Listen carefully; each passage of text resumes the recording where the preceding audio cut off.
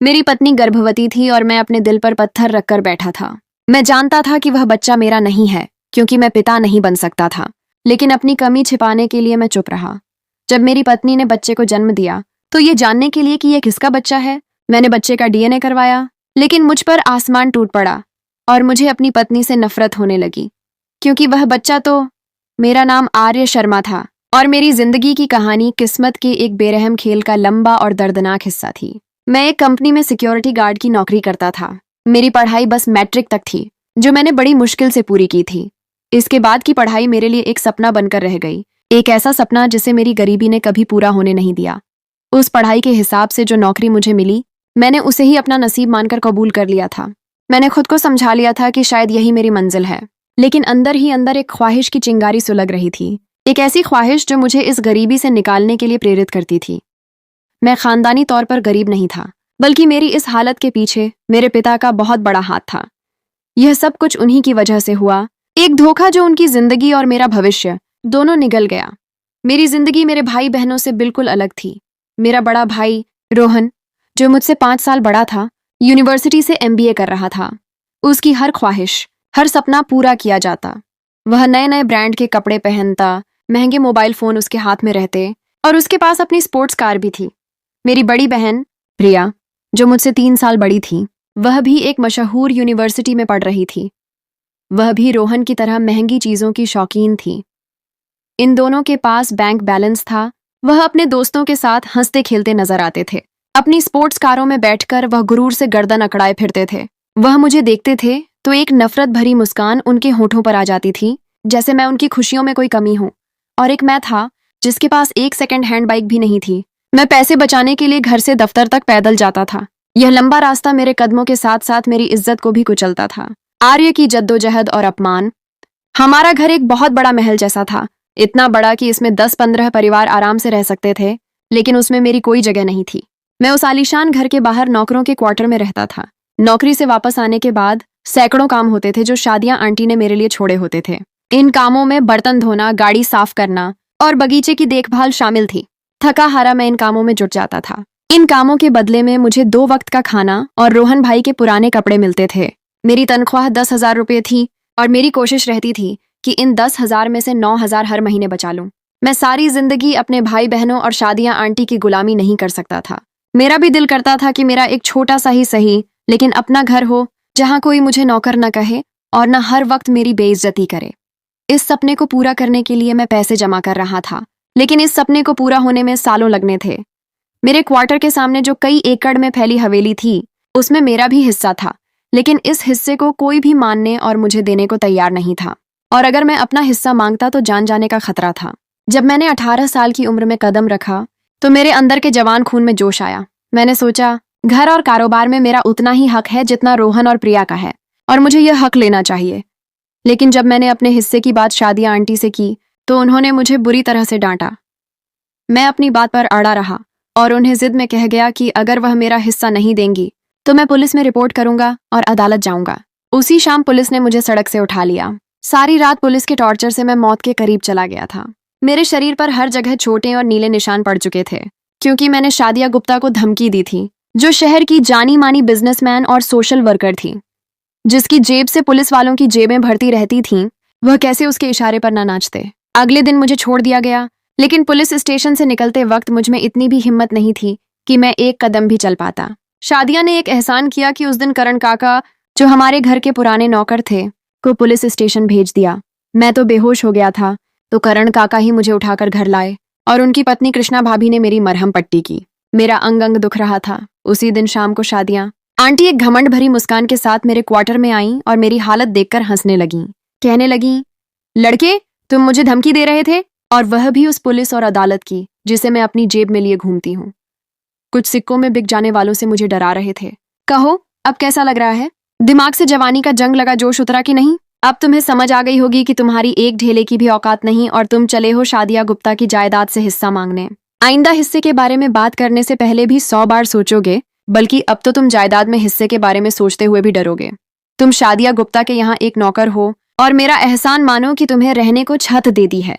आइंदा अपनी औकात में रहना, वरना सिर से छत और शरीर से रूह दोनों छीनने में मुझे 2 सेकंड भी नहीं लगेंगे। वह जैसे घमंड भरी चाल चलते हुए आई थी वैसे ही वापस चली गई। उस दिन के बाद मैं वाकई बहुत डर गया था। मुझे मौत से डर लगने लगा और मैं जान गया कि शादिया आंटी से पंगा लेकर मुझे कोई फायदा नहीं होगा, बल्कि नुकसान ही नुकसान है। उसी दिन मैं 18 साल का डरा हुआ लड़का अपनी जायज जायदाद से पीछे हट गया, क्योंकि मुझे अपनी जान से ज्यादा कीमती कुछ नहीं लगा और शादिया आंटी का कोई भरोसा नहीं था कि वह कब मुझे मार डालें। पुलिस वालों ने मेरी टांगों पर इतना मारा था कि कई दिन तक मैं सही से चल नहीं पाता था। करण काका मुझे सहारा देकर चलने में मदद करते और रोज शाम को लॉन में वॉक करवाते ताकि मैं ठीक हो जाऊं। एक दिन जब मैं करण काका का सहारा लेकर लॉन में वॉक कर रहा था तो रोहन भाई की गाड़ी शोर मचाती हुई घर में दाखिल हुई। वह गाड़ी से उतरकर अंदर जाने लगे, लेकिन मुझे देखकर रुक गए और मेरा सिर से पैर तक जायजा लेते हुए हंसने लगे। फिर बोले, जब इंसान औकात से बाहर निकलने की कोशिश करता है तो उसे औकात में लाने के लिए यह सब करना पड़ता है ताकि अक्ल ठिकाने आ सके। कहो, अब तुम्हारी अक्ल तो ठिकाने आ गई होगी, अगर नहीं आई तो मैं ले आऊंगा। यह कहकर वह जोर से हंसे। यह बेइज्जती हर रोज इस घर में मेरी किस्मत थी, क्योंकि मैं अनाथ था। न मेरा बाप था और न मेरी माँ, और अनाथ की जिंदगी ऐसी ही होती है। माँ की मौत एक भयानक राज। शादिया आंटी मेरे पिता की सेक्रेटरी हुआ करती थीं और फिर उनकी पत्नी बन गई। मेरे माता पिता ने प्रेम विवाह किया था और फिर मैं पैदा हुआ।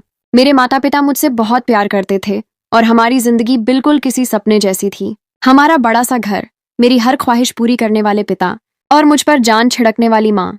मेरी कोई ऐसी ख्वाहिश नहीं थी जो पूरी न हुई हो। हम बहुत अच्छी जिंदगी गुजार रहे थे, लेकिन फिर अचानक हमारी जिंदगी में एक बहुत बड़ा तूफान आया। बल्कि तूफान नहीं, कयामत टूटी थी हम पर और हमें तबाह बर्बाद कर गई। कुछ ऐसा हुआ कि हमारी जिंदगियां अचानक बदल गईं। मैंने कभी सोचा भी नहीं था कि किस्मत इतना बड़ा खेल खेल सकती है, खासकर मेरे साथ, जिसने अभी दुनिया को ठीक से समझा भी नहीं था, और मेरी दुनिया उजड़ गई। मेरा ऐसा कौन सा गुनाह था जिसकी मुझे इतनी बड़ी सजा मिली थी? और पिता कहते थे, यह सजाएं नहीं होती, यह इम्तिहान होते हैं। मैं अक्सर सोचता कि एक 10 साल के बच्चे पर ऐसा कौन सा इम्तिहान कि उसकी जन्नत ही उससे छीन ली जाए। उस वक्त मैं 10 साल का था। एक दिन की बात है, मेरी माँ और पिता की शादी की 12वीं सालगिरह थी और उसका इंतजाम घर पर ही किया गया था। हमारा घर किसी महल से कम नहीं था और इस प्रोग्राम का इंतजाम किसी शाही इंतजाम से कम नहीं था। शहर भर के लोग प्रोग्राम में आए थे। हम सब बहुत खुश थे। तालियों और ठहाकों के बीच केक काटा गया। माँ और पिता ने सबसे मुबारकबाद ली और फिर खाने का दौर चला। माँ ने मुझे अपने हाथों से खाना खिलाया। वह बार बार मुझे अपने साथ लगा रही थी और चूम रही थी। शायद जो कुछ होने वाला था उनकी छठी इंद्री पहले ही महसूस कर चुकी थी। प्रोग्राम में हल्की हल्की म्यूजिक और फुसफुसाहट जारी थी। मेरी माँ दमे की मरीज थी और लोगों की भीड़ में उनका दम घुटने लगता था।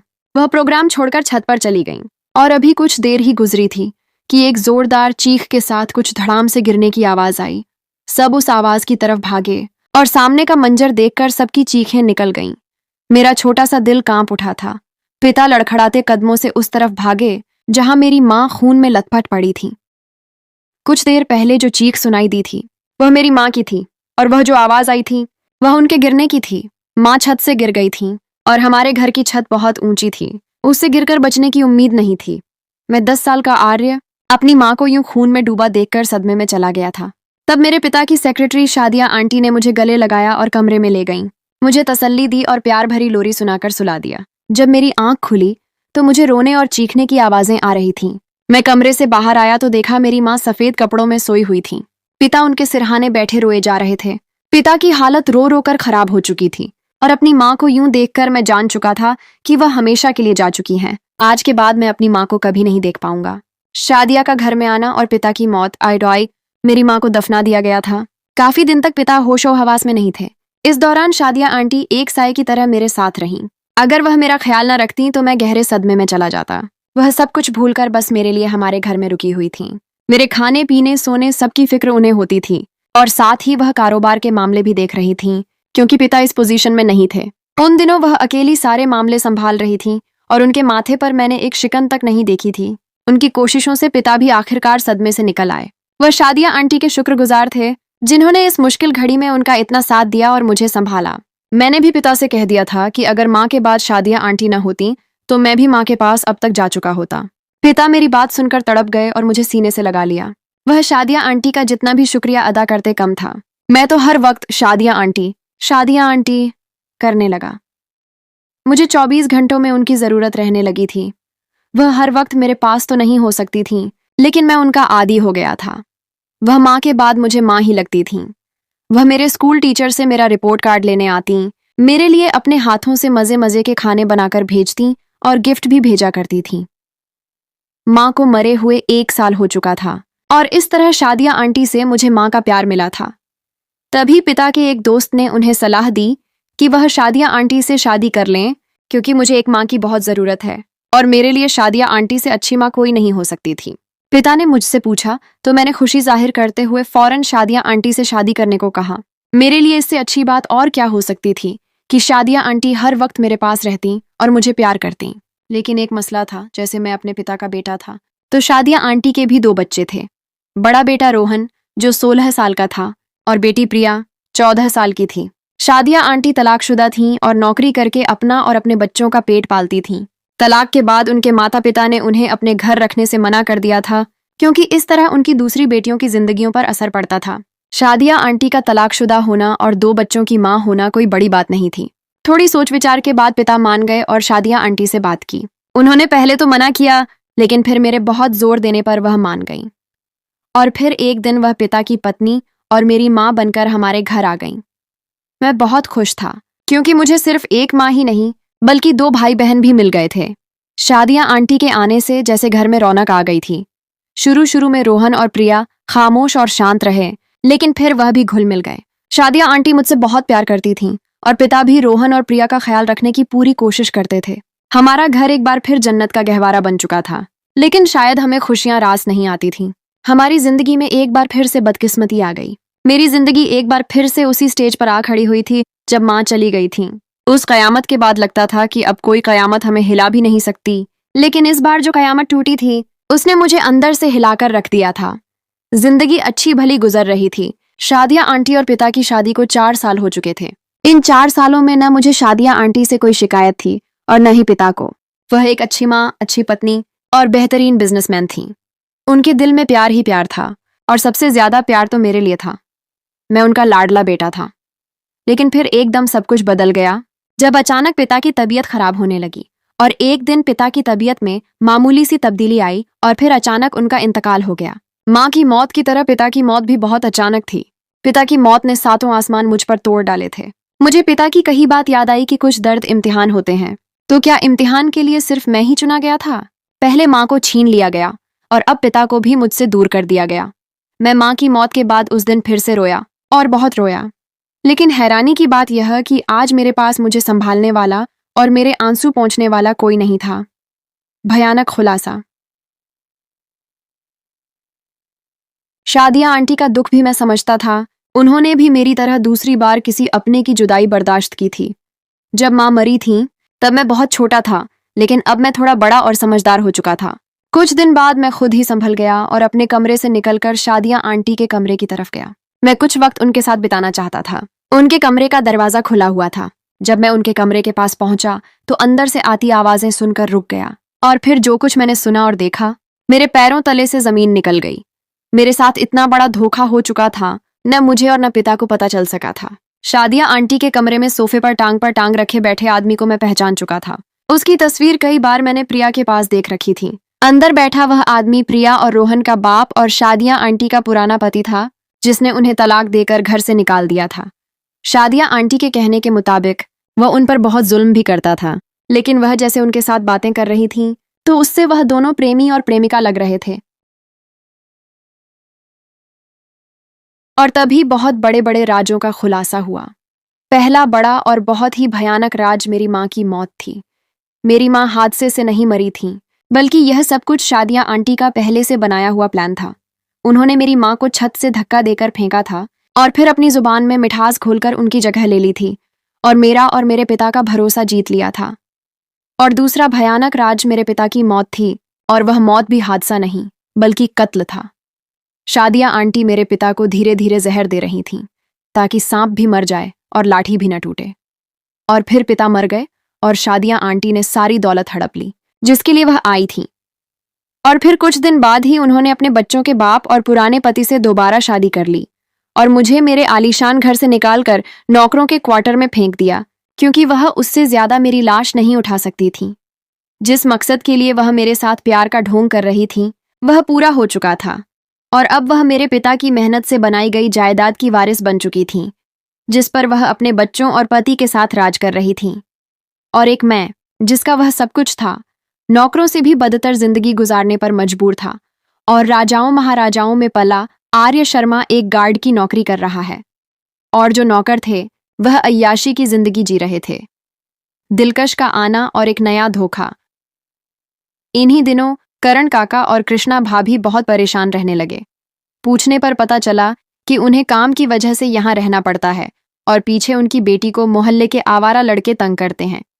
मैंने करण काका से कहा कि वह अपनी बेटी को यहाँ ले आएं, लेकिन वह शादिया आंटी के डर से उन्हें नहीं ला सकते थे। फिर करण काका ने मुझसे बात की। उन्होंने कहा कि मैं उनकी बेटी से शादी कर लूं। वह मेरे साथ इस नौकरों के क्वार्टर में भी खुश रह लेगी और उनकी नज़रों के सामने भी रहेगी। मैं अपना घर बनाकर ही शादी करना चाहता था, लेकिन फिर मैं मान गया और शादिया आंटी से बात की तो उन्होंने बेफिक्री जाहिर की। उन्हें मुझसे वैसे भी कोई दिलचस्पी नहीं थी, चाहे मैं जो भी करता। और फिर एक दिन सादगी से मेरा और करण काका की बेटी दिलकश का निकाह हो गया। दिलकश अपने नाम की तरह ही बहुत दिलकश और खूबसूरत थी। मैं तो उसे देखते ही दिल हार चुका था, और फिर वह मेरी पत्नी बन गई थी तो मुझे अपनी किस्मत पर फक्र हो रहा था। वह बहुत मासूम और भोली भाली थी। वह मेरी 10,000 तनख्वाह में भी खुश थी, और अब घर के मेरे हिस्से के काम वह कर दिया करती थी। दिलकश के मेरी जिंदगी में आने से मेरी जिंदगी एकदम सुकून और खुशगवार हो गई थी। मुझे दिलकश से प्यार क्या हुआ कि हर शख्स के लिए मेरे दिल में मौजूद नफरत खत्म होती चली गई। अब मेरी कोशिश थी कि मैं जल्द से जल्द अपना घर लेकर दिलकश को लेकर चला जाऊं और अपनी खुशियों भरी दुनिया बसाऊं। लेकिन मुझे सच में ही खुशियां रास नहीं आती थीं। मेरी जिंदगी में खुशियों का ठहराव बहुत कम था, और कयामतें बेशुमार थीं जो थोड़ा ठहराव लेकर मेरी जिंदगी पर टूट पड़ती थीं। और इस बार तो मेरी इज्जत और मेरी मर्दानगी बुरी तरह से कुचल दी गई थी। हुआ कुछ यूं कि मेरी और दिलकश की शादी को 7 महीने ही हुए थे कि दिलकश गर्भवती हो गई, और मेरी जिंदगी में तो जैसे खुशियां दौड़ गईं। मैंने बच्चों में मिठाई बांटी, और दिलकश का तो मैं बहुत ख्याल रखने लगा था। बिल्कुल हाथ का छाला बनाकर रख दिया था उसे, और इंतजार कर रहा था कि कब 9 महीने का मुश्किल दौर कटे और मेरी बाहों में मेरी औलाद हो। लेकिन फिर सब कुछ बदल गया। मेरे अंदर से सारी खुशी तब खत्म हुई जब एक दिन अलमारी में से कुछ निकालते हुए मेरे हाथ में बरसों पुरानी व मेडिकल रिपोर्ट्स और दवाइयों के खाली पैकेट आ गए। जब पुलिस वालों ने मुझे मारा था, जब मैंने रिपोर्ट्स पर यूं ही नजर डाली तो उनमें एक रिपोर्ट देखकर मेरे पैरों तले से जमीन निकल गई। मैंने आंखें मल कर कई बार उस रिपोर्ट को देखा और भगवान से दुआ की कि यह बस मेरी नजर का धोखा हो। मैंने डॉक्टर से चेकअप करवाया तो सब कुछ सच साबित हुआ। मैं बाप नहीं बन सकता था, और यह नुकसान पुलिस वालों के बहुत ज्यादा टॉर्चर के वक्त हुआ था, जिससे मैं बेखबर था। और काश बेखबर ही रहता, क्योंकि इस जानकारी ने मुझे मुसीबत में डाल दिया था। अगर मैं बाप बनने की काबिलियत नहीं रखता था तो कैसे मेरी पत्नी दिलकश गर्भवती थी? मुझे कुछ समझ नहीं आ रहा था कि मैं क्या करूं। अगर मैं दिलकश से बात करता तो सबको मेरी यह कमी पता चल जाती, और एक मर्द के लिए यह बात बड़ी शर्मिंदगी की होती है। दिल पर पत्थर रखकर मैंने कुछ महीने यूं ही गुजारे, और फिर बच्चा पैदा हो गया। वह बेटी थी जिसे देखकर दिलकश बहुत खुश हुई थी। उसने बच्ची को मेरी तरफ बढ़ाया, लेकिन मैं वहां से गुस्से में निकल आया, और फिर मैंने बच्ची का डीएनए करवाने का सोचा और करवा भी दिया। लेकिन डीएनए की रिपोर्ट देखकर मुझे दिलकश के खूबसूरत चेहरे से बहुत नफरत हुई, क्योंकि वह बच्चा उस शख्स का था जिसको लेकर पिछले कुछ दिन से मुझे शक हो रहा था। मैंने दिमाग ठंडा रखकर पिछले कुछ दिनों के मामले की तहकीकात शुरू कर दी, और तब मुझे पता चला कि दिलकश तो कभी घर से बाहर नहीं निकलती। और तब मेरा पहला शक घर के भेदी की तरफ गया, और मेरा शक सही था। वह बच्चा रोहन का था। दिलकश ने रोहन के साथ मिलकर मेरी पीठ में छुरा घोंपा था। मैंने दिलकश का भयानक चेहरा देख लिया था, और अब उसके माँ बाप को भी दिखाना चाहता था। लेकिन इससे पहले दिलकश से बात करने के बाद मुझ पर गम और गुस्से की कैफियत छा गई। मैंने दिलकश को सच बताया कि मैं बाप नहीं बन सकता, और तब दिलकश ने रोते हुए मुझे सारी बात बताई कि वह मेरी जगह काम करने एक दिन शाम को कोठी के अंदर गई तो शादिया आंटी और प्रिया घर पर नहीं थीं, सिर्फ रोहन भाई थे। तो उसने मौके का फायदा उठाते हुए दिलकश को अपने कमरे में बंद कर दिया, और फिर अपनी जरूरत पूरी की और साथ धमकी भी दी थी। वह बहुत रो रही थी और मुझसे माफी मांग रही थी, इंसाफ की जंग और शानदार जीत। और मैं खुद को बेबस महसूस कर रहा था। मैं उन कमीनों माँ और बच्चों के खिलाफ कुछ करना चाहता था, मगर कैसे? और तभी मुझे एक एनजीओ का पता चला जो औरतों को इंसाफ दिलवाती है। फिर मैंने उस एनजीओ से राब्ता किया और उन्हें सारी सिचुएशन बता दी। एनजीओ की मालकिन एक दरमियानी उम्र की महिला थी जिन्होंने हमारा साथ देने का वादा किया और फिर रोहन पर यौन शोषण का केस कर दिया। और मीडिया के जरिए बात इतनी फैलाई कि पुलिस को रोहन को गिरफ्तार करना पड़ा। शादिया आंटी ने मुझे धमकाया, लेकिन अगर मैं अब डर जाता तो रोहन को बार बार मेरी पत्नी की इज्जत को बर्बाद करने का मौका मिल जाता। वैसे भी केस मीडिया ने इतना हाईलाइट कर दिया था कि अब शादिया आंटी हमें नुकसान पहुंचाना भी अफोर्ड नहीं कर सकती थी। हमारा केस मजबूत था और तभी साथ में मैंने अपने माँ और बाप के कत्ल का मुकदमा भी दर्ज करवा दिया, जिसके एक गवाह करण काका खुद थे। उन्होंने शादिया आंटी को मेरी माँ को छत से धक्का देते हुए देखा था, लेकिन फिर शादिया आंटी के डराने पर कुछ न बोले। और दूसरा गवाह वह डॉक्टर था जिसके जरिए शादिया आंटी मेरे पिता को धीरे धीरे जहर देती थी। वह डॉक्टर वादा माफ गवाह बन गया और उसने शादिया आंटी और उनके पति दोनों के खिलाफ गवाही दी, जिनके कहने पर उसने यह सब कुछ किया था। हमारा पासा एकदम से ही पलटकर काफी भारी हो चुका था और इसमें बड़ा हाथ मीडिया का था। वह पुलिस वाले जो शादिया आंटी के पालतू कुत्ते थे, मीडिया से घबराकर उन्होंने कोर्ट के हुक्म पर शादिया आंटी और उनके पति को गिरफ्तार कर लिया और फिर कुछ ही पेशियों में फैसला हो गया। शादिया आंटी को मेरी माँ और पिता के कत्ल और अपने पति के साथ मिलकर धोखाधड़ी करने के जुर्म में उम्र कैद और 50 लाख रुपए जुर्माने की सजा सुनाई गई और जुर्माना अदा न करने की सूरत में मजीद 10 साल की कैद सुनाई गई। रोहन को दिलकश के साथ ज्यादती करने और उसे जान से मार डालने की धमकी देने के जुर्म में फांसी की सजा सुना दी गई। शादिया आंटी की बेटी प्रिया ने इतनी बेइज्जती से तंग आकर खुदकुशी कर ली थी। जालिम अपने अंजाम को पहुंच चुके थे। जुल्म की रात चाहे कितनी भी गहरी क्यों ना हो, इंसाफ का उजाला जरूर होता है और मेरी जिंदगी में भी वह उजाला आ गया था। मुझे मेरा वह सब कुछ वापस मिल गया था जो मुझसे कभी छीन लिया गया था।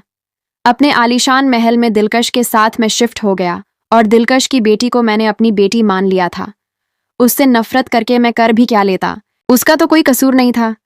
और वैसे भी बेटियां तो सबकी होती हैं, अपना पराया क्या। एक नई शुरुआत, एक नया इम्तिहान।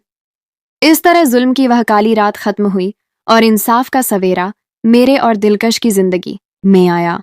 मेरी जिंदगी एक बार फिर उसी जगह पर आ गई थी जहां मेरे माता पिता ने मुझे छोड़ा था, एक आलीशान महल का मालिक जिसमें मेरा और मेरे प्यारों का हक था। हमने नई जिंदगी की शुरुआत की, लेकिन यह नई शुरुआत इतनी आसान नहीं थी। मेरे दिल में गहरे जख्म थे जिनका भरना शायद जिंदगी भर मुमकिन न था। मैंने दिलकश और उसकी बेटी को अपनी जिंदगी का हिस्सा बना लिया था, लेकिन गुजरे हुए कल के साए मुझे अब भी डराते थे। मेरी पत्नी दिलकश, जो अब मेरी जीवन साथी और इस घर की मालकिन थी, उसने अपनी मासूमियत और वफादारी से मेरे दिल के जख्मों पर मरहम लगाया। उसने अपनी बेटी को मेरी बेटी का नाम दिया और उसके लिए वह प्यार और इज्जत दिखाई जो किसी भी माँ के लिए नामुमकिन सा था। मैंने बच्ची को अपने हाथों में लिया और उसकी आंखों में रोहन की बजाय दिलकश की मासूमियत और शर्मिंदगी देखी। उस दिन से मैंने फैसला किया कि इस बच्ची के साथ वही सलूक करूंगा जो एक बाप अपनी बेटी के साथ करता है। मैंने उसे अपने खून की बेटी मान लिया और उसका नाम इजेल रखा, जिसका मतलब चांद की रोशनी है। उसने वाकई मेरी अंधेरी जिंदगी में रोशनी ला दी थी। करण काका की कहानी और एक अनोखी सलाह। एक शाम मैं अपने पुराने नौकर करण काका के साथ लॉन में बैठा था, जो मेरी खुशियों के खामोश गवाह थे। वह हमेशा से मेरी वफादारी में खड़े रहे थे। उन्होंने कहा, साहब, मेरी किस्मत में आपकी कामयाबी देखना लिखा था। मुझे यकीन था कि आप एक दिन अपना हक जरूर हासिल करेंगे।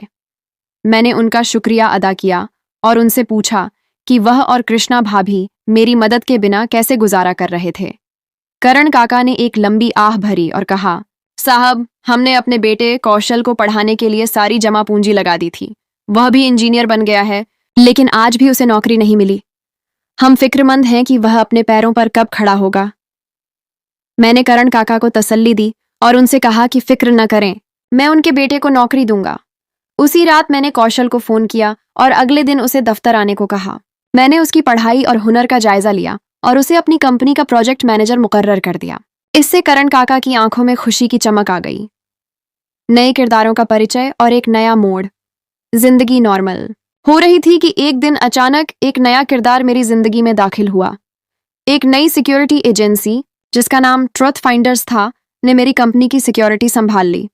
उनकी मालकिन एक महिला थीं जिनका नाम ईशा सिंह था। वह एक बहादुर और बहुत ही खास शख्सियत की मालकिन थीं।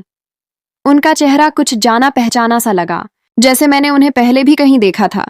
ईशा सिंह की आंखों में एक ऐसी चमक थी जो बहुत से राज छिपा रही थी, जो मेरे दिल में जानने की ख्वाहिश पैदा कर रही थी। मैंने उन्हें एक दिन अपने दफ्तर में चाय पर बुलाया और उनसे उनके काम और जिंदगी के बारे में बात की। बातचीत के दौरान पता चला कि वह भी मेरी कहानी से बहुत प्रभावित थीं।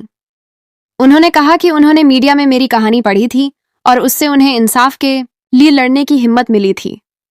उस वक्त उनके चेहरे पर एक उदासी छाई हुई थी, जैसे वह भी किसी गहरे दुख से गुजर रही हों। मुझे उनकी कहानी जानने की ख्वाहिश हुई। एक दिन उन्होंने मुझसे मुलाकात की और मुझे अपनी सच्ची कहानी सुनाई। उन्होंने बताया कि उनके पिता एक मशहूर वकील थे, लेकिन एक दिन उनका कत्ल हो गया। यह कत्ल उनके बाप की भतीजी प्रियंका ने अपने पति विकास के साथ मिलकर किया था। वह एक दौलतमंद शख्स था जिसने प्रियंका को मजबूरी में शादी करने के लिए मजबूर किया और उनकी तमाम दौलत पर कब्जा कर लिया था।